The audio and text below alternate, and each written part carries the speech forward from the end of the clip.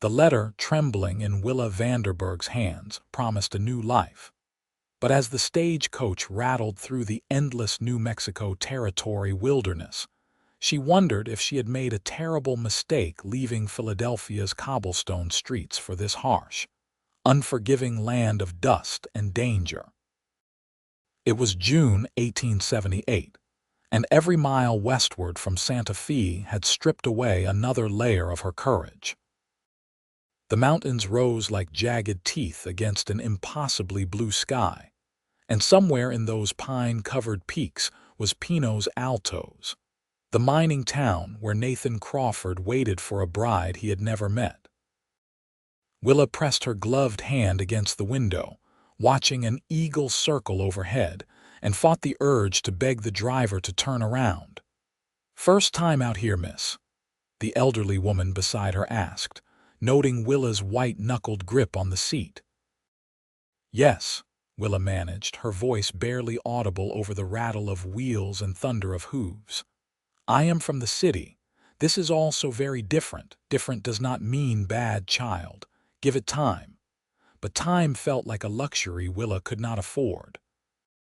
At 22, she had exhausted her options back east. Her father's debts had swallowed everything after his death, leaving her with two choices: accept a marriage proposal from a cruel merchant twice her age, or answer an advertisement for a mail-order bride. Nathan Crawford's letter had been simple, honest, promising nothing but hard work and a chance at something better. She had chosen the unknown over the known misery, but now the unknown seemed vast and terrifying. The stagecoach lurched suddenly, and Willa's heart leaped into her throat. A shot rang out, then another. The driver shouted something unintelligible, and the horses screamed as they were pulled to a violent stop. Through the window, Willa saw three masked men on horseback, rifles trained on the coach. "Everybody out, nice and slow," one of them barked. The elderly woman beside Willa grabbed her hand. "Do exactly as they say, and we will be fine." But Willa's legs would barely support her as she climbed down from the coach.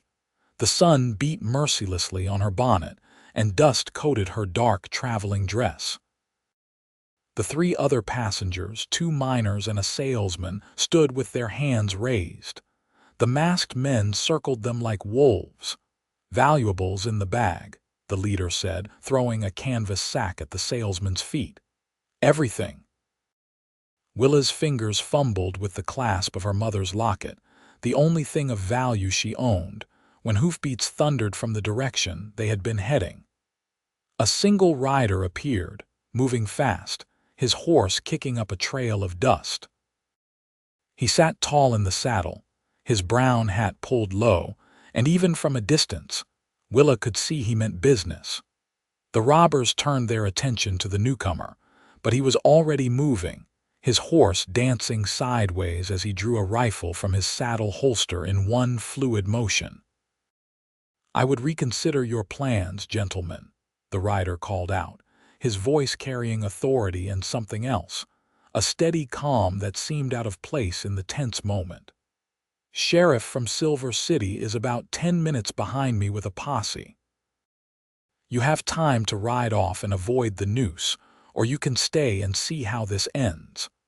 "1 man against 3, the leader of the robbers laughed, but Willa heard the uncertainty in his voice.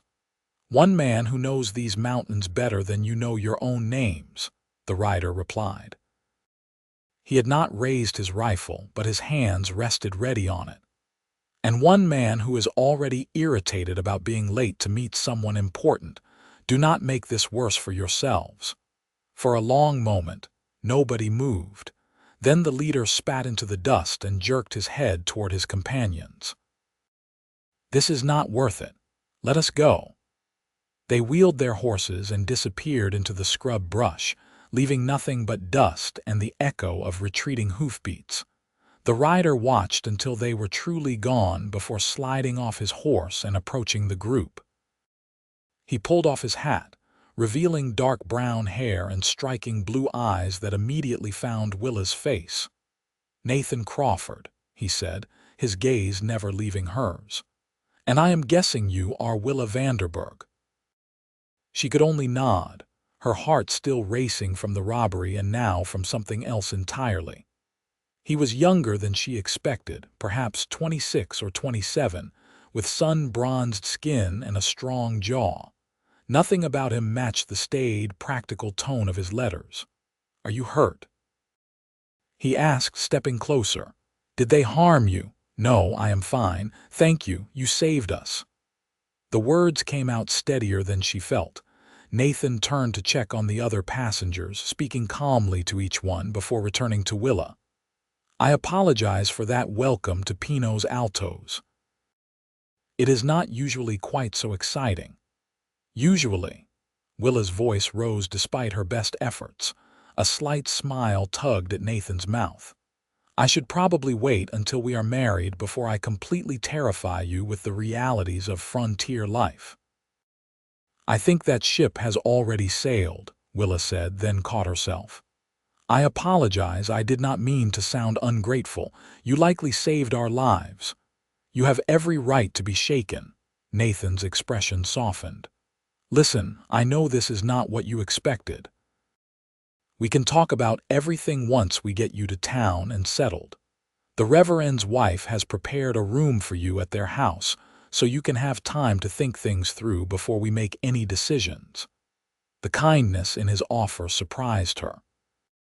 Every muscle in Willa's body wanted to demand the driver take her back to Santa Fe, back to anywhere that was not this wild, dangerous place. But she looked at Nathan Crawford, at the honest concern in his blue eyes, and something steadied inside her. "I came here to marry you," she said quietly. "Unless you have changed your mind." "Not for a second," Nathan replied, "but I want you to be sure. This life is hard, Miss Vanderberg. I will not lie about that." The stagecoach driver interrupted, anxious to keep moving before the robbers reconsidered, or before the fictional posse Nathan had invented failed to materialize. Nathan helped Willa back into the coach, tied his horse to the back, and climbed in beside her. The elderly woman gave him an approving nod. As the coach resumed its journey, Willa sat rigid beside Nathan, acutely aware of his presence, the way he smelled of leather and pine, and something else she could not name. He said nothing for several miles, seemingly content to let her process everything that had happened. "There was no posse, was there?" she finally asked. Nathan glanced at her, and that almost smile returned. "No, there was not." "So you bluffed 3 armed men?" "I made a calculated assessment of the situation and took a chance," he said. "Those were not hardened criminals, probably desperate miners or ranch hands down on their luck. Real outlaws would have shot first." "That is supposed to comfort me." "Probably not." Nathan shifted to face her more directly. "Look, I know I promised you a safe life in my letters, and I meant it. I will do everything in my power to protect you and provide for you, but I cannot promise there will not be dangers. This is the frontier. It is wild and unpredictable and sometimes violent. If you cannot accept that, if you need safety and certainty, I will pay for your passage back east. No judgment, no hard feelings."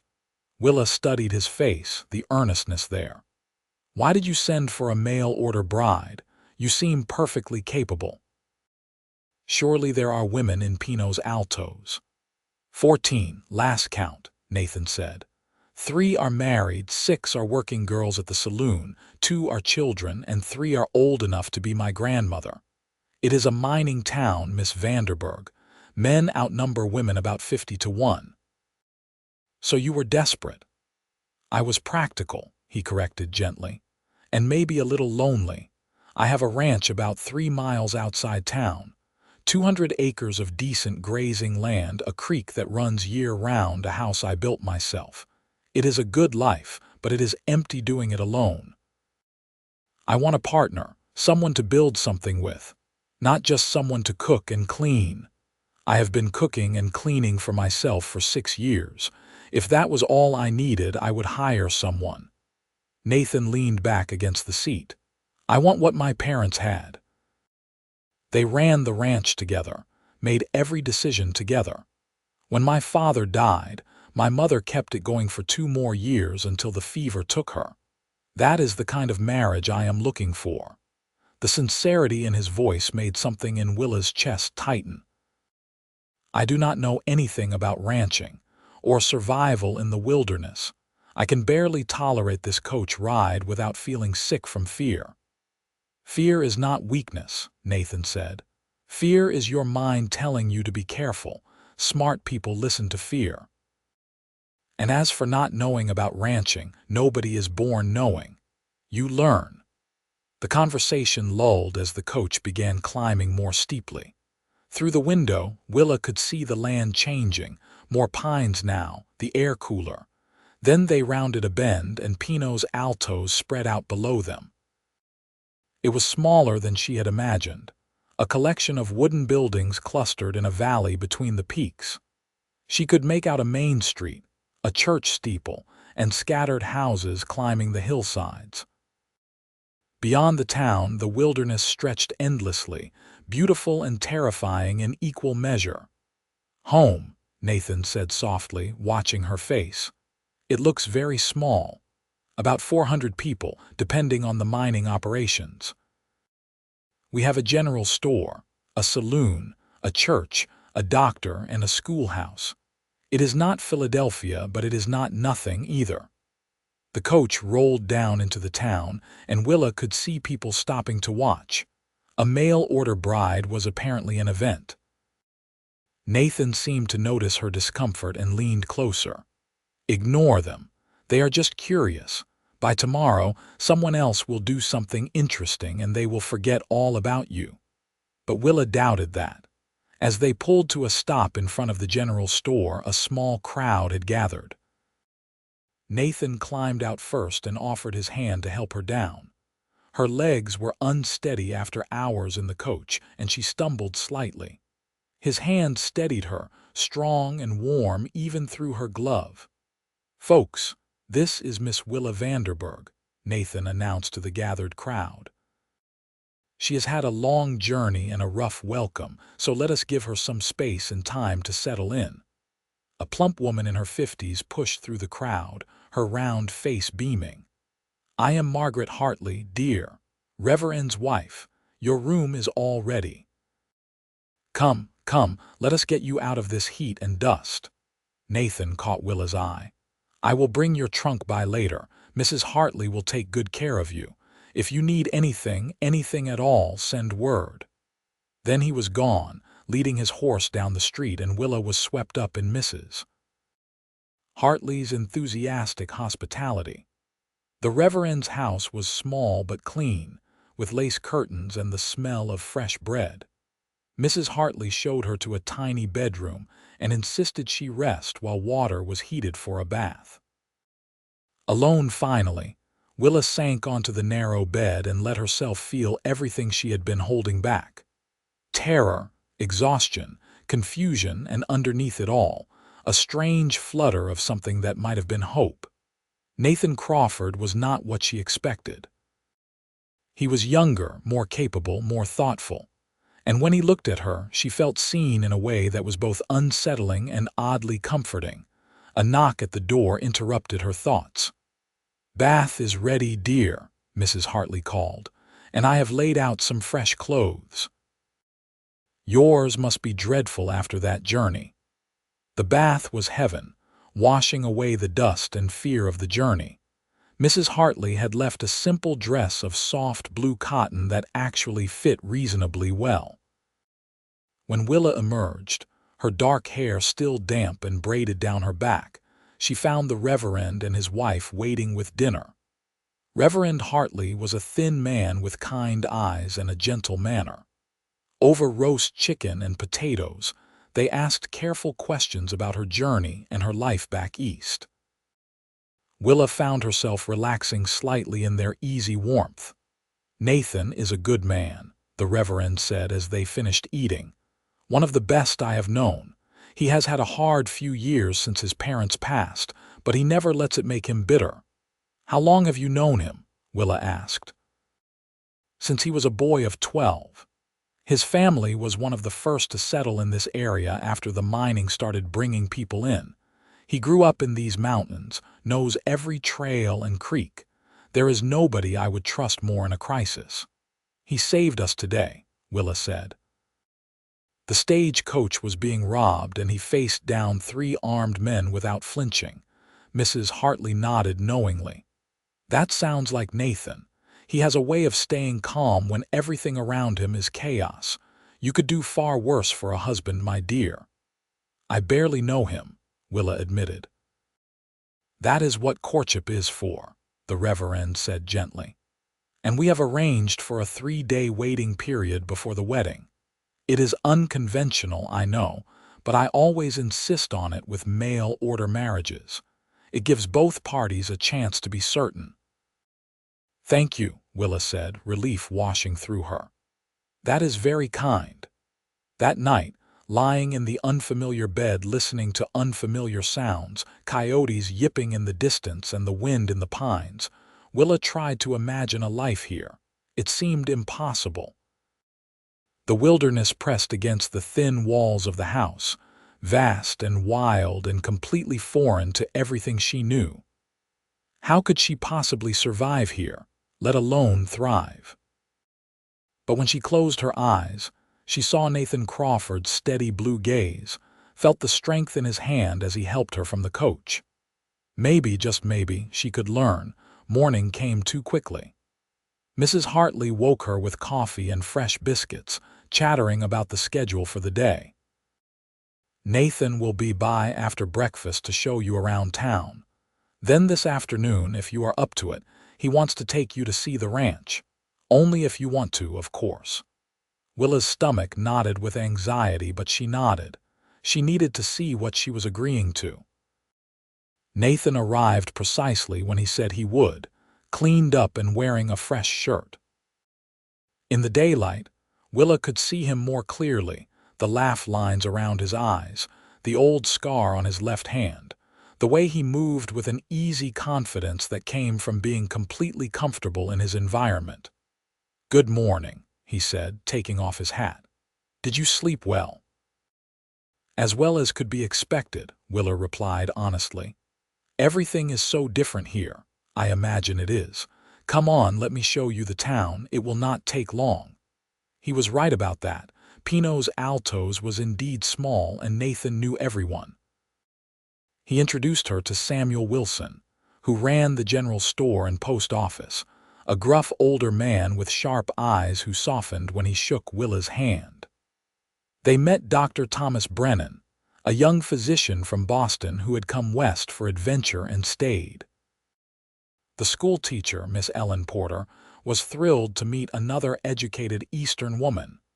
"Please tell me you have read Dickens," Ellen said eagerly. "Nobody here has any interest in discussing literature." "I have," Willa said, warming to the young teacher's enthusiasm. "Great Expectations is my favorite. We must have tea soon. I have so much to tell you about teaching here, and I would love to hear about Philadelphia." Nathan watched this exchange with evident pleasure. See, civilization even in the wilderness. But it was when they left the town proper that Willa's anxiety returned. Nathan had brought a gentle mare for her to ride, and though she had some experience with horses from her childhood, that had been years ago. He helped her mount, his hand steadying her, his voice calm and encouraging. "Daisy is the sweetest horse in the territory," he promised. "Just hold the reins gently and let her follow my horse. She knows the way." The ride to the ranch took them through landscape that would have been breathtaking if Willa had not been terrified of falling off or encountering a bear or any number of other disasters her imagination conjured. Nathan kept up a steady stream of conversation, pointing out landmarks, explaining the terrain. "That peak to the north, that is where the mines are. Most men in town work them, but it is dangerous work. Cave-ins, bad air, accidents." I tried it for 6 months when I first came of age and decided I would rather take my chances with cattle. Is ranching safer? Willa asked. Different dangers. Weather, predators, rustlers, drought. But I prefer depending on the land and my own skills rather than what is underground. They crossed a creek and Nathan pointed to it with evident pride. This runs through my property. Water rights out here are worth more than gold sometimes. I am lucky to have it. Then they crested a rise, and Willa saw the ranch for the first time. It was not grand, nothing like the estates she had seen back east, but there was something solid and welcoming about it. The house was a single-story log structure with a covered porch, situated to take advantage of the shade from a massive ponderosa pine. Beyond it stood a barn, a corral with several horses and fenced pastures where cattle grazed. "It is not much," Nathan said, and for the first time she heard uncertainty in his voice. "But it is sturdy and paid for. The house has 3 rooms now, but I could add more. There is a good well, and the barn is new as of last year." Willa slid off Daisy with Nathan's help and walked slowly toward the house. He followed, letting her take it in at her own pace. The porch was swept clean, and through the windows she could see simple furniture, everything neat and orderly. "Can we go inside?" she asked. Nathan opened the door and let her enter first. The main room served as kitchen and living area, with a stone fireplace and a table he had clearly made himself. 2 doors led to what must be bedrooms. It smelled of wood smoke and coffee, and that same pine scent she was beginning to associate with him.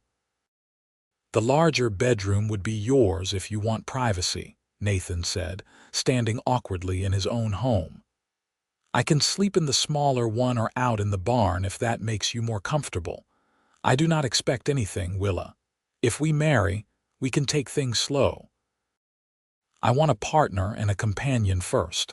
Everything else can wait until you are ready." The careful respect in his words made Willa's throat tight. She turned to look at him, really look at him. "Why me?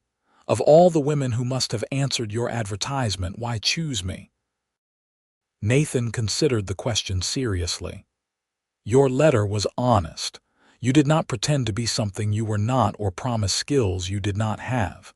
You said you were afraid but willing to try. That took courage. And you asked questions about what I wanted, what kind of life I envisioned. Most letters were just about what the women needed.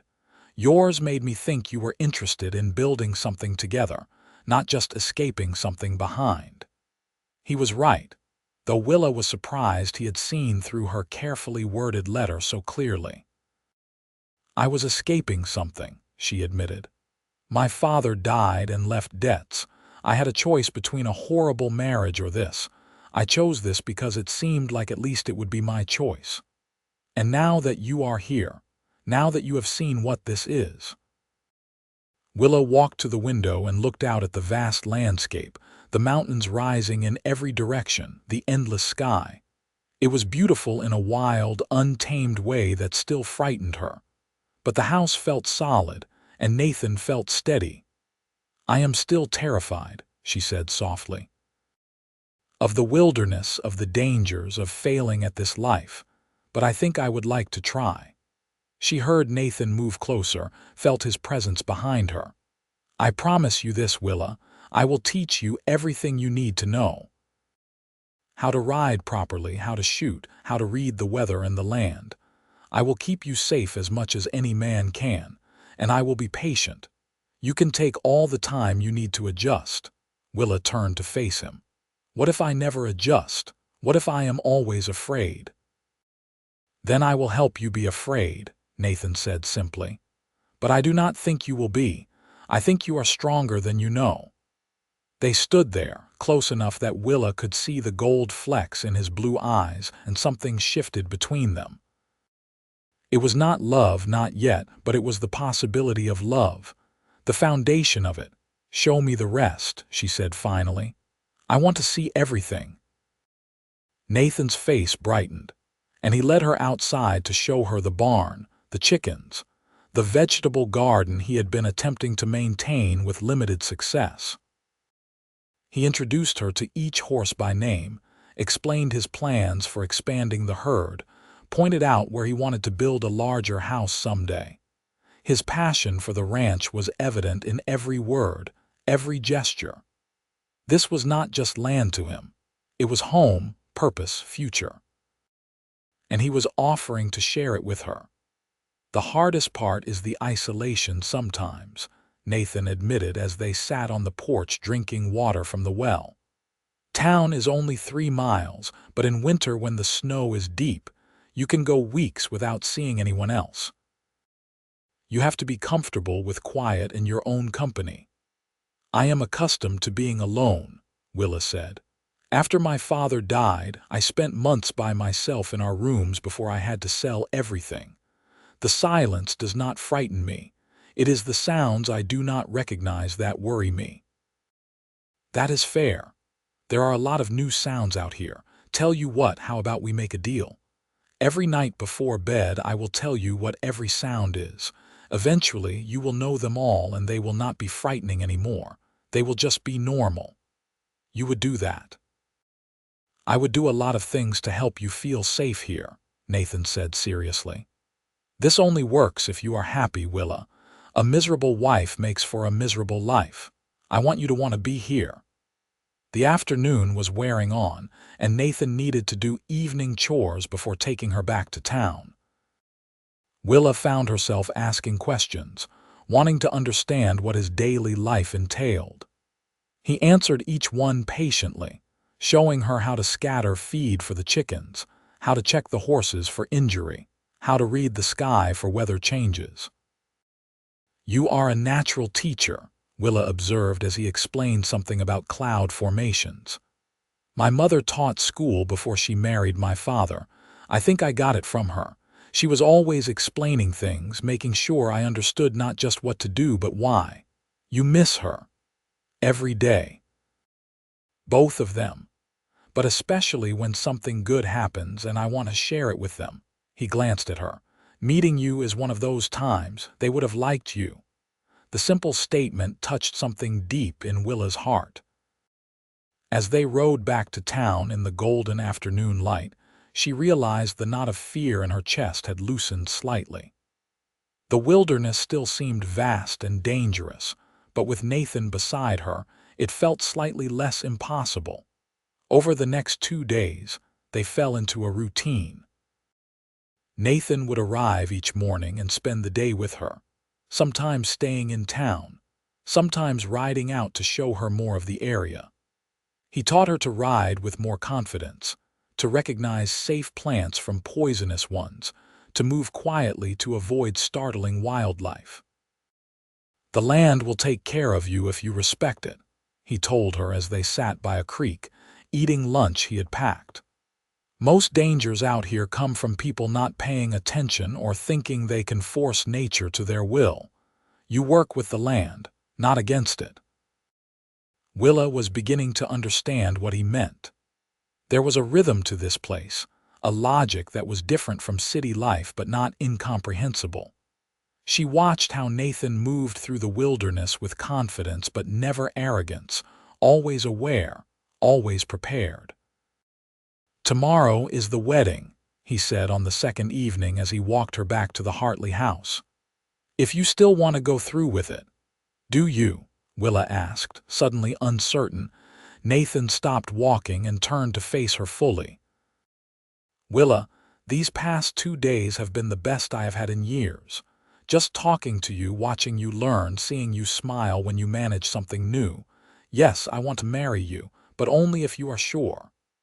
I am sure, Willa said, and realized she meant it. The fear was still there, but it was tempered now by something else. Hope, anticipation, and the beginnings of genuine affection for this quiet, steady man who was offering her not just safety but partnership. Nathan smiled, a full, genuine smile that transformed his face. Then I will see you at the church at 10 tomorrow morning.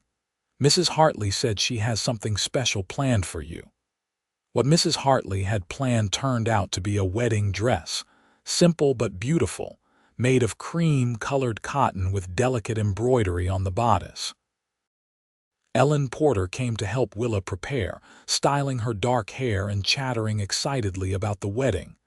"Nathan is one of the good ones," Ellen confided as she pinned Willa's hair. "Half the women in town would have jumped at the chance to marry him. You are lucky." "I know," Willa said softly. "I just hope I can be what he needs." "From what I have seen, you already are. He has been walking around with a smile for 2 days. That man has not smiled like that since his mother died." The wedding was small, just the Reverend and his wife, Ellen Dr. Brennan, and a few neighbors from Nathan's ranch. Nathan wore a clean suit that looked slightly uncomfortable on him, and his hand trembled slightly as he took Willa's. The ceremony was simple, traditional, and as Reverend Hartley pronounced them husband and wife, Willa felt the weight of it settle on her shoulders. She was married. To a man she barely knew, in a place that still frightened her. But when Nathan kissed her gently, chastely, his eyes meeting hers with such open tenderness, she felt a flutter of something that might become love. The small reception at the Hartley house was warm and welcoming. People brought food and small gifts, a quilt from one neighbor, preserves from another. Nathan stayed close to Willa's side, his presence steadying as she navigated conversations with strangers who were now, in a way, her community. Finally, as the sun began to set, Nathan helped Willa onto Daisy for the ride to the ranch. Their ranch now, she supposed. Their home. Mrs. Hartley had promised that Nathan's neighbors had prepared the house, though what that meant, Willa was not sure. The ride seemed both too long and too short. Willa's stomach was tight with a new kind of nervousness. Nathan must have sensed it because he kept up a steady stream of gentle conversation, pointing out the first stars appearing, commenting on the weather, anything to ease the tension. When they arrived at the ranch, lanterns glowed in the windows, warm and welcoming. Nathan helped Willa down and then paused. "I meant what I said about taking things slow. Nothing has to happen tonight except getting some rest. We have all the time in the world to figure this out." But when they entered the house, Willa was touched by what she saw. The neighbors had brought wildflowers, which filled jars on every surface. The bed in the main bedroom was made up with fresh linens, and someone had left a pot of stew warming by the fire along with fresh bread and butter. "They have been kind," Willa said, tears pricking her eyes. "People out here take care of their own," Nathan said. "And you are one of us now." They ate dinner together, the stew warm and comforting. Nathan talked about his plans for the next day, including starting to teach Willa to shoot. "I know you do not like the idea, but it is necessary out here, not just for predators, but for hunting. I need to know you can protect yourself if something happens when I am not here." "Something like what?" Willa asked. "Mountain lions mostly. They come down sometimes, especially in winter. And bears, though they usually stay clear of people. I do not want to scare you, but I want you to be prepared." That night, they lay in the large bed together, both fully clothed, leaving careful space between them. Nathan kept his promise about the sounds, identifying each one as it drifted through the open window. "That is an owl. Great horned from the sound of it, and that rustling is probably mice in the barn. The horses would make noise if it was anything bigger. That howl is coyotes, probably a mile off at least. They sound closer than they are." "And that?" Willa asked as something scratched near the house. "Raccoon, most likely. They are curious creatures, always getting into things. In the morning, I will check to make sure they have not tried to get into the chicken coop again." His voice was soothing in the darkness, and gradually Willa felt herself relaxing. She was acutely aware of Nathan's warmth beside her, the sound of his breathing. It should have been awkward this first night with a virtual stranger, but instead it felt almost comfortable. "Thank you," she whispered into the dark, "for being patient with me." "Thank you for giving this a chance," Nathan replied. "For giving me a chance." Sleep came easier than Willa expected, and when she woke to early morning light streaming through the window, she found Nathan already up, the smell of coffee filling the house. He brought her a cup, sitting on the edge of the bed. "Good morning, Mrs. Crawford," he said with a smile. The name sent a jolt through her. She was Mrs. Crawford now. This was real. "What do we do today?" she asked. "Whatever you want. I need to ride out and check on the cattle this afternoon, but this morning is yours. I can show you more of the house, teach you the kitchen, or we can just take it easy." "Show me everything," Willa said. "I want to learn." And so began her real education in frontier life. Nathan was endlessly patient, showing her how to work the wood stove, where everything was stored, how to draw water from the well efficiently.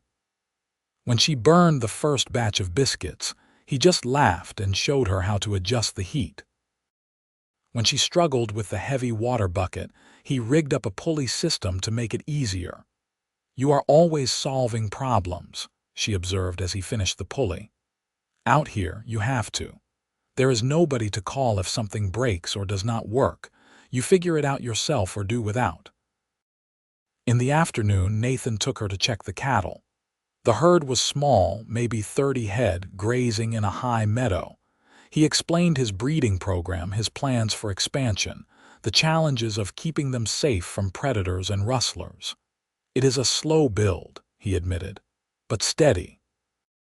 In 5 years, I could have 100 head. In 10, enough to be really comfortable.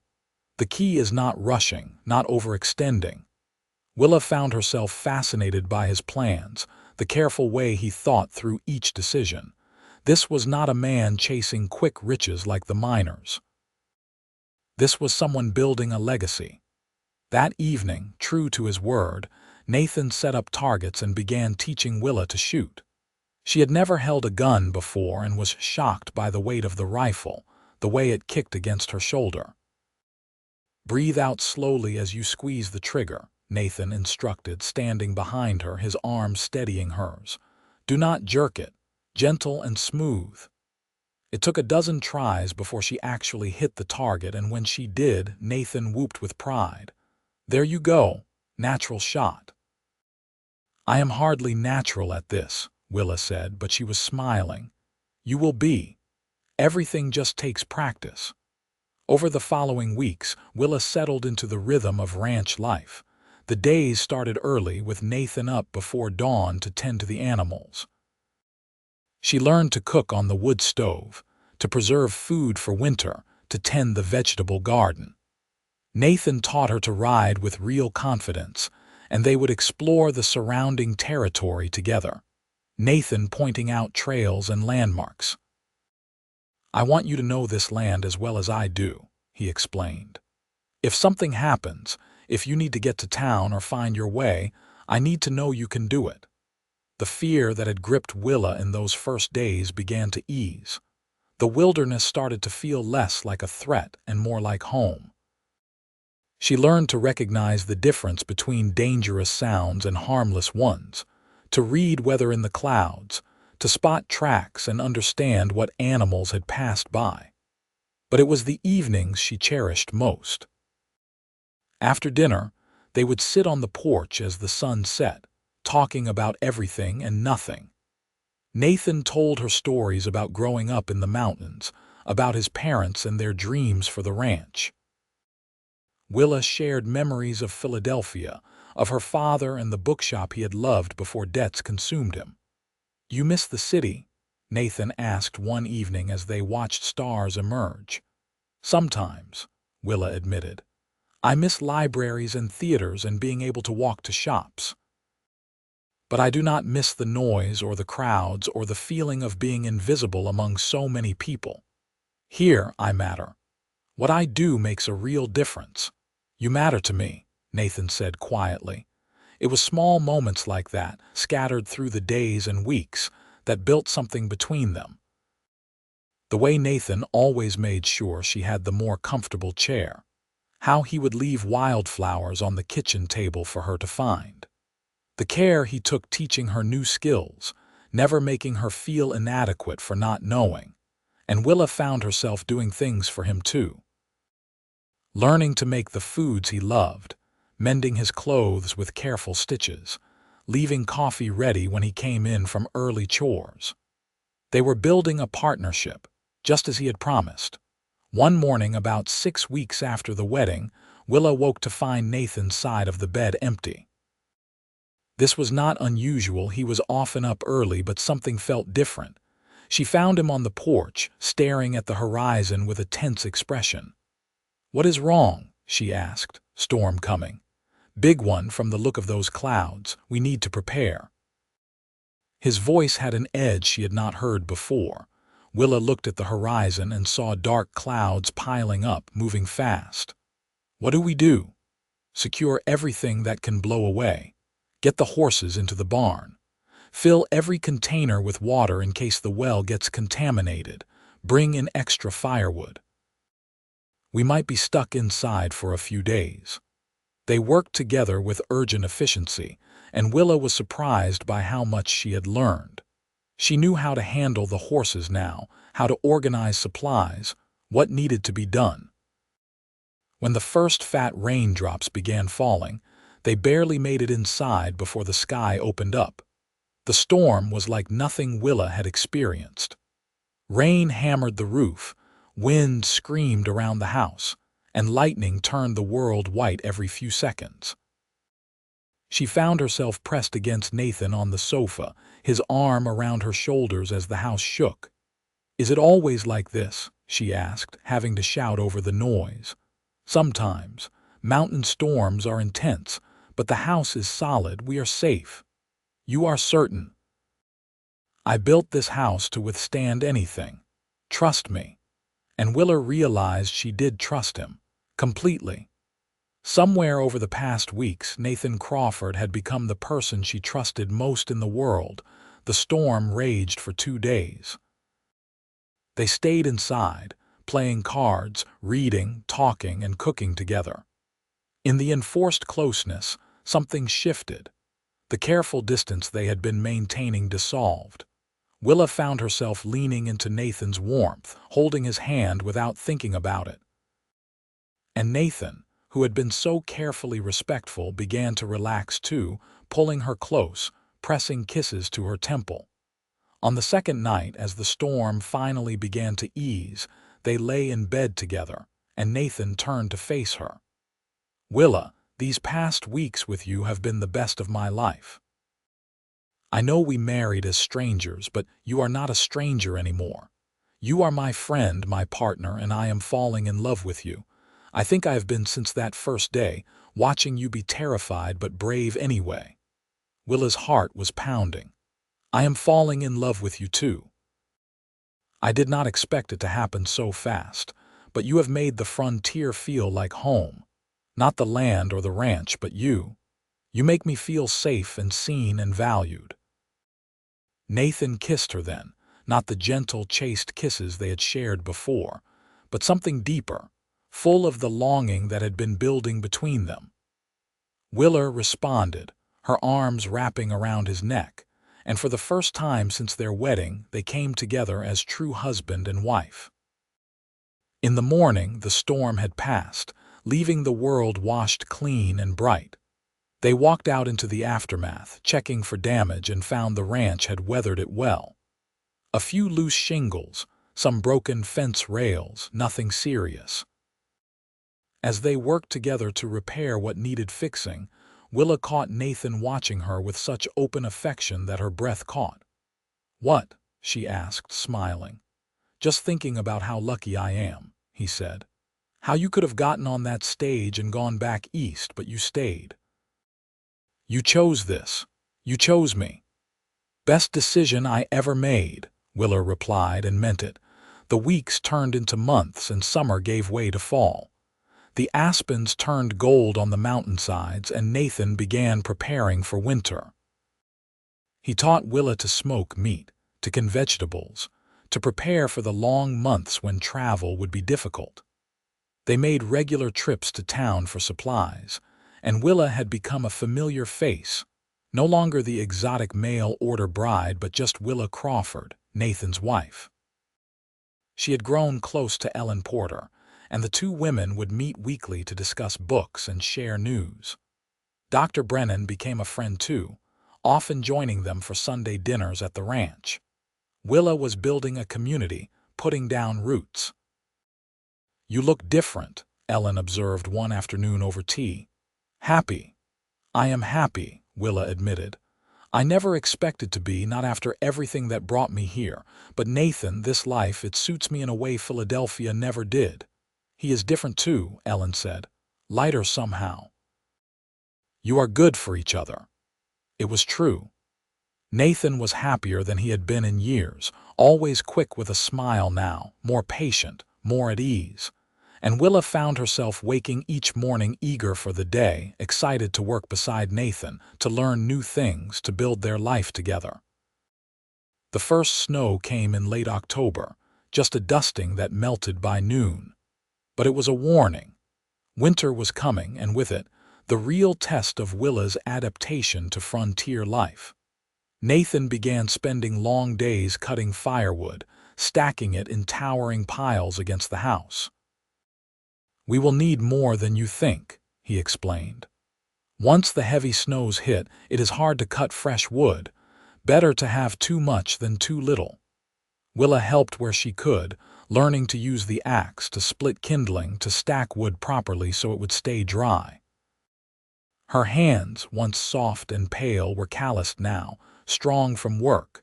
She had muscles she never knew she could develop. The physical labor was exhausting, but there was satisfaction in it too. One evening in early November, as they sat by the fire after dinner, Nathan brought up something he had been thinking about. "I want to expand the house next spring. Add 2 more rooms, maybe build a proper root cellar. What do you think?" "I think that sounds wonderful," Willa said. "Are you thinking about the future, about a family?" Nathan's face softened. "I am always thinking about the future now. With you in it, the future looks pretty good. Do you want children?" "I do," Willa admitted. "I always thought I would be a mother someday, but after my father died, I gave up on that dream. Now it feels possible again." "Then let us plan for it. A bigger house, more rooms for children to grow up in. I want to build something that lasts, Willa. A legacy." "We are building it," she said, moving to sit beside him. "Every day we are building it together." The heavy snows came in December, transforming the landscape into something magical and terrifying in equal measure. The world turned white and silent, the ranch isolated from everything. Nathan had been right about the isolation. Some days they went from morning to night without seeing another soul, just the two of them and the animals. But Willa found she did not mind. The quiet gave them time together, long evenings by the fire, mornings wrapped in blankets watching snow fall. They talked about everything, dreams and fears and plans. Nathan taught her to play chess with a set his father had carved. Willa taught him card games her father had loved. "Are you lonely?" Nathan asked one evening. "You were used to city life, to having so many people around." "This must be very different." "I am not lonely," Willa said honestly. "I have you. I have found that is enough." Christmas came, and they celebrated simply. Nathan had ordered a few small gifts from the general store before the heavy snows, and Willa had made him new shirts. They exchanged presents on Christmas morning, then spent the day cooking together, playing games, and simply enjoying each other's company. "My parents would have loved this," Nathan said as they sat watching the fire that evening. "Simple, peaceful together. That is all they ever wanted." "Tell me more about them," Willa asked. She never tired of Nathan's stories, so he told her again about his mother's laugh, his father's terrible singing voice, how they would dance in the kitchen on Saturday nights. They made each other better, he said. That is what I want for us. To make each other better. I think we already do, Willa said softly. January brought a crisis. One of the horses got sick, and despite Nathan's best efforts, they could not save him. It was Willa's first real experience with loss on the ranch, and she was surprised by how much it hurt. I am sorry, Nathan said, holding her as she cried. I know you loved that horse. It is not just the horse, Willa tried to explain. It is everything. How fragile life is out here, how quickly things can go wrong. It frightens me sometimes how much I have to lose now. I know, Nathan said. But that is life, Willa. City or frontier, we always have things we can lose. At least out here we face it honestly. We do not pretend we can control everything. It was a hard lesson, but an important one. Willa began to understand that the frontier demanded a different kind of strength. Not the ability to prevent bad things from happening, but the resilience to handle them when they did. February brought a thaw, and with it, Dr. Brennan fighting through the snow to check on them. Over coffee, he examined Willa at Nathan's insistence. She had been feeling off for weeks, tired and queasy. Well, Mrs. Crawford, Dr. Brennan said with a smile, congratulations. You are going to have a baby. Willa and Nathan stared at each other in shock, then joy spread across both their faces. Truly, Willa asked. You are certain, quite certain. I would say you are about 2 months along. The baby should arrive in late summer. After Dr. Brennan left, Nathan pulled Willa into his arms, holding her carefully as if she were suddenly made of glass. We are going to be parents, he said, wonder in his voice. A baby, our baby. Are you happy? Willa asked, though she could see the answer in his face. I am happier than I have ever been in my entire life. The pregnancy changed things, both in practical ways and deeper ones. Nathan became even more protective, insisting Willa rest more, take on fewer chores. She argued at first, but as the baby grew and she tired more easily, she accepted the help gratefully. They spent long evenings planning for the baby, discussing names, imagining the future. Nathan was determined to start building the addition to the house as soon as weather allowed. I want everything ready before the baby comes, he said. A proper nursery, more space. We have time, Willa reminded him, but she loved his enthusiasm. Spring came slowly, the snow melting in fits and starts. As soon as the ground thawed enough, Nathan began work on the house expansion. He hired 2 men from town to help, and the sound of hammering and sawing filled the days. Willa watched the new rooms take shape, imagining their child running through them someday. Ellen Porter was thrilled about the baby and insisted on throwing Willa a small party in town. The women of Pino's Altos, who had seemed so foreign and distant a year ago, gathered to celebrate with gifts and advice. Willa was touched by their generosity, their acceptance of her as one of them. You have done well, Mrs. Hartley said, hugging Willa. I was not sure that first day if you would make it. You seemed so frightened, but look at you now, strong and capable and happy. Nathan made the difference, Willa said. He helped me see that I could do this. You made the difference, Ellen corrected. Nathan gave you the tools, but you did the work. You chose to stay to learn to build a life here. That was all you. Summer brought long hot days and real discomfort as Willa's belly swelled. Moving was difficult, and the heat seemed oppressive after the mountain spring. But Nathan was endlessly attentive, bringing her water, fanning her on the porch, doing whatever he could to make her comfortable. I feel enormous, Willa complained one evening. How much bigger can I possibly get? You are beautiful, Nathan said seriously, carrying our child. I have never seen anything more beautiful. In early August, on a sweltering afternoon, Willa's pains began. Nathan immediately rode for Dr. Brennan while Mrs. Hartley, who had come to stay the week before to help, prepared everything. Labor was long and difficult, and there were moments when Willa wondered if she had the strength to continue. But Nathan held her hand, wiped her face, encouraged her through every contraction. Finally, as the sun set, their son was born, a healthy, squalling baby with his father's blue eyes. Nathan cried openly as Dr. Brennan placed the baby in Willa's arms, his face transformed by joy and awe. "A son," he whispered. "We have a son." "What should we name him?" Willa asked, exhausted but happy. "James," Nathan said without hesitation. "After my father, if that is all right with you." "James Crawford," Willa said softly. "It is perfect." The first weeks with baby James were exhausting. He was a hungry baby, demanding and loud. But watching Nathan with his son, the gentleness with which he held the tiny infant, the way he would walk the floor for hours to soothe him, filled Willa with a love so fierce it almost hurt. "He is perfect," Nathan would say, staring at James with wonder. "How did we make something so perfect?"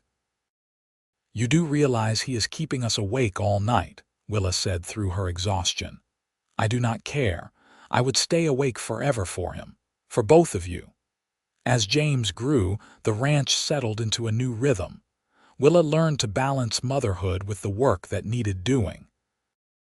Nathan built a crib for the new nursery, carved toys, planned for James's future. They talked about having more children eventually, building a full family. "Maybe a daughter next," Willa said one evening as they watched James sleep. "To balance things out, or another son, or 2 daughters. I do not care as long as they are healthy and we are together." The first year of James's life passed in a blur of sleepless nights and joyful days. He grew strong and healthy, starting to crawl, then walk, exploring the ranch with endless curiosity. Nathan Baby proved everything he could think of, but James still managed to find trouble. "He is going to be a handful," Willa said, catching James trying to climb onto a chair for the 100th time. "He is going to be amazing," Nathan corrected. "Curious and brave, like his mother." "Like both his parents," Willa said. 2 years after James was born, their daughter arrived. Sarah, named for Nathan's mother, was a quieter baby than her brother, content to observe the world with solemn gray eyes. Nathan was just as smitten, declaring her the most beautiful baby ever born. "You said that about James," Willa pointed out. "I can say it about both of them.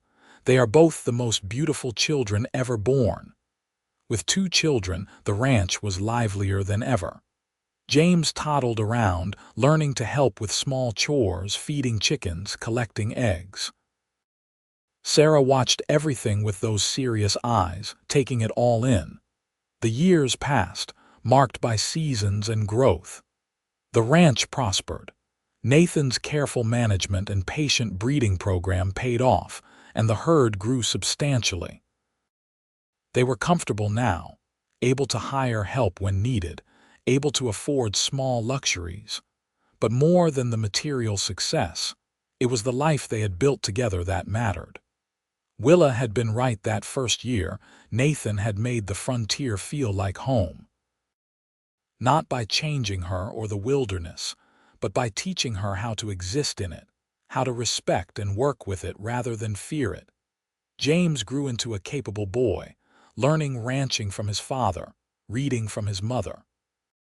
Sarah was quieter but equally capable, with a gift for gentling horses that amazed both parents. As they grew, Willa and Nathan talked about eventually sending them to school, maybe even back east for university, but those were distant concerns. "I want them to have choices," Nathan said as they watched James and Sarah playing in the yard one evening. "To see the world if they want, but I hope they come back here eventually. I hope they love this land the way we do." "I think they will," Willa said. "It is in their blood now. This place, this life. They will always carry it with them." One evening, about 8 years after Willa first arrived in Pino's Altos, they sat on the porch after the children were asleep, watching the sunset paint the mountains gold and purple. Nathan took her hand, calloused now like his own, strong from years of work. "Do you ever regret it?" he asked. "Answering that advertisement, coming here." Willa looked at him, at his weathered face and kind eyes, at the home they had built together, at the mountains that had once terrified her and now felt like old friends. "Not for a single moment. You gave me more than a home, Nathan. You gave me a purpose, a family, a life that matters. I was so afraid that first day, afraid of everything, but you were right. I was stronger than I knew." "We were stronger together," Nathan corrected. "That is what partnership means. We made each other better." "Your parents would be proud," Willa said softly. "Of the ranch, of the family, of everything you have built." "They would be proud of what we built," Nathan emphasized. "None of this would exist without you, Willa. You took a chance on a stranger in a wild place. You learned and adapted and became part of this land. You made this house a home." They sat in comfortable silence as stars began emerging overhead. In the distance, a coyote called and Willa smiled, recognizing the sound, no longer frightened by it. The wilderness was no longer wild to her. It was home. Inside, James stirred in his sleep and Sarah murmured something. Their children, growing up in this beautiful, harsh, wonderful place. Willa thought about the terrified young woman who had stepped off that stagecoach 8 years ago, trembling at every sound, convinced she had made a terrible mistake. That woman seemed like a stranger now. "I love you," Nathan said into the darkness. "More than I thought it was possible to love anyone. Thank you for staying. Thank you for choosing this. Thank you for choosing me." "Thank you for making it possible to stay," Willa replied. "For being patient and kind and teaching me how to belong here. Thank you for loving me." Nathan pulled her close, and they sat together as night fell completely, surrounded by the sounds of their ranch, their home, their life. The mountains rose around them, protective rather than threatening now. The wilderness that had terrified Willa had become her sanctuary, and the cowboy who had seemed like just another risk had become her whole world. Years continued to unfold in a pattern of seasons and small joys. James and Sarah grew, and eventually, a third child joined them, a son they named William after Willa's father. The ranch expanded, and Nathan took on a partner to help manage the growing operation. Willa taught school part-time in town, her education and love of learning finding new purpose. They were not without challenges. There were dry years and harsh winters, sickness and injury, the constant demands of frontier life. But they faced everything together, the partnership Nathan had envisioned that first day growing stronger with each passing year. James eventually took over much of the daily ranch management, proving to have his father's instinct for the land and livestock. Sarah married a young rancher from Silver City, settling nearby so the families could remain close. William showed an interest in medicine and talked about studying back east eventually. As Willa and Nathan grew older, they spent more time on the porch, watching their grandchildren play in the yard where their own children had played, watching the same mountains they had watched for decades. The wilderness that had once seemed so vast and threatening had become intimately familiar, every trail and creek and peak known and loved. "Do you remember that first day?" Willa asked Nathan one evening. They were both gray now, weathered by years of mountain sun and wind. "When you talked down those robbers, I remember thinking you were the bravest woman I had ever seen," Nathan replied. "Standing there terrified but not broken, I knew then you would make it. I knew you would thrive." "I remember thinking you were crazy," Willa admitted with a laugh. "Bluffing like that. But I also remember feeling safe with you from that very first moment, frightened of everything else but safe with you. I fell in love with you on that ride to town, Nathan confessed, watching you struggle with fear but refusing to give in to it. Listening to your questions, seeing how hard you were trying to understand this place. By the time we reached Pino's Altos, I knew I wanted to spend my life with you. I took a little longer, Willa said with a smile, but not much. You made the impossible seem possible. You made me believe I could build a life here. And look what we built. They looked out at the ranch, expanded now, prosperous and well-run. At the house they had added to multiple times, each addition marking a new chapter of their life. At the mountains that held decades of their memories, their struggles, their triumphs. I had a good life, Nathan said quietly. Better than I ever imagined possible, and it is all because you answered that advertisement. Because you were brave enough to take a chance on an unknown cowboy and an unknown land. And because you were patient enough to teach a city girl how to survive in the wilderness, Willa replied. To love the frontier the way you did, to see the beauty in it instead of just the danger. Their children and grandchildren gathered that evening for dinner, a weekly tradition that filled the house with noise and laughter. Willa watched them all, these lives that had sprung from her choice to stay that first terrifying day, and felt profound gratitude. For Nathan, for the land, for the courage she had not known she possessed. After everyone left and they prepared for bed, Nathan held Willa close, the way he had for nearly 40 years. Thank you, he whispered, for everything. For the life, the family, the love, for choosing me. Thank you for making the frontier feel like home, Willa whispered back. For taking a terrified mail-order bride and showing her she could be strong. For loving me even when I was afraid of everything. They fell asleep in each other's arms, surrounded by the sounds of the wilderness that was no longer wild but simply home. The wind in the pines, the distant call of an owl, the creak of the house they had built together settling into the night. All the sounds that had once frightened Willa now lulled her to sleep, familiar as breathing, comforting as Nathan's heartbeat beneath her ear. The years had been kind to them, full of love and purpose, and the deep satisfaction of building something meaningful. From those first terrifying days when Willa could barely force herself to look at the vast wilderness, to these golden years when she could not imagine living anywhere else, the journey had been remarkable.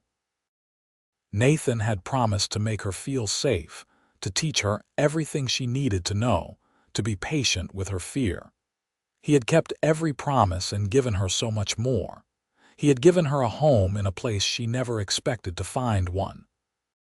He had given her a family and a purpose, and a love that had sustained her through decades. And Willa had given Nathan something too. She had brought life and warmth back to a lonely ranch and a grieving man. She had been the partner he hoped for, learning and growing, becoming as much a part of the frontier as he was. Together, they had created something beautiful in the wilderness. In the morning, they would wake to another day on their beloved ranch, surrounded by family and mountains and the land they had worked for a lifetime. But for now, they slept peacefully, two people who had taken a chance on each other and found everything they had been searching for. The mail-order bride who had been terrified of the wilderness, and the cowboy who had made the frontier feel like home, proving that sometimes the greatest adventures begin with the bravest leap into the unknown.